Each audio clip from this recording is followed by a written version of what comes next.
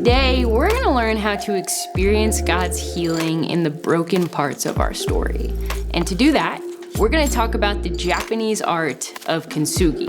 And this is a process where a pot or bowl is broken and then pieced back together bit by a careful artist. And that's exactly what God is like, because God uses all things, the good, the bad, and the ugly, the broken parts of our lives to tell a better story, a story of His grace and my redemption. See, God has been working in me since I was 5 years old. That's when I chose to trust that Jesus is who He said He was, and He did what He said He would do. And my parents prayed a prayer with me, and that is the moment that Jesus rescued me from sin. But that is where my story starts, and certainly not where it stops, because the gospel, the good news about Jesus, isn't just a rescue story, it's a recovery story too. And my story is full of moments where Jesus has healed me all along the way. See, I'm someone who has always loved having close friends. I've always wanted that best friend who just got me and did life side by side with me. I love making people laugh and sharing what I'm learning about God and asking people deep questions. But over the years, I had a number of those friends who actually really hurt me.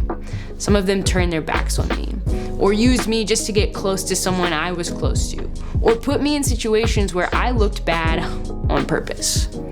And I built up a lot of emotional scars from these painful experiences with people, to the point where I eventually decided I didn't really need people anymore. Sure, I still deeply wanted those friends to do life with and push me closer to Jesus, but figuring out how to be just fine on my own became my unspoken life goal. And it led me to see the people who were part of my life as projects for me to fix instead of people for me to love. And that made my relationships super duper unhealthy. So by the time I was in college, I was isolated, emotionally guarded, and pushing away the people who were trying to help me the most. I burned myself out trying to fix my friends and held on to an extremely unhealthy view of myself in the process. Until one day, I literally broke. I got a concussion in college that made walking to my car from my dorm room a monumental effort. It was in that season that I realized how messed up and alone I really was. It was brutal and it was painful to have the unhealth of my relationships exposed, to have everything I was placing my worth in taken away from me in a moment, and all the fears that I had tried to shove down come up to the surface. These were the darkest moments of my life.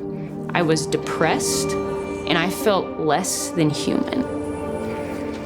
But Jesus didn't let go of me. There was not a moment that I was unseen by Him, and there is not a moment of that pain that was wasted, because He was faithful to me the whole time.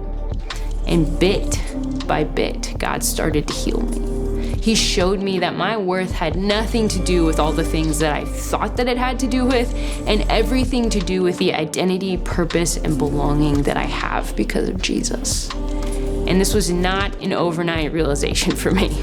It was a gradual process of confession and healing, starting with telling my mom that she had been right about the unhealthiness of me and my relationships the whole time.